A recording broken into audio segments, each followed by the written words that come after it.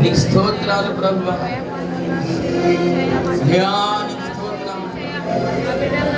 నీకు స్తోత్రాలు ప్రభువా.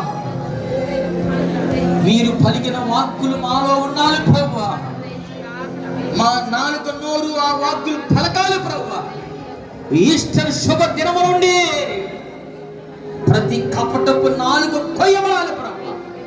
ఆ నాలుక స్వభావాలు పోవాలి. మంచి వాక్కులు పలికి మంచి స్వరాల మధ్య ఇచ్చాడు ప్రభువా. నీ స్తోత్రాలు.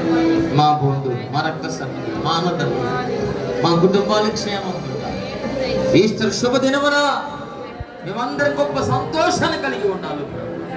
నీ ప్రేమలు, నీ దయలు మమ్మల్ని అందరినీ దీవించి అయా శుభవాకు, అభయవాకు, విజయవాకు, వాగ్దానపు వాక్కు, ఆశీర్వాదపు వాక్కుల చేత మమ్మును, సంఘాన్ని, బిడ్డలందరినీ మీరు నింపి దీవించి బలపరచమని యేసు నామములో అడుగుచున్నాము తండ్రి.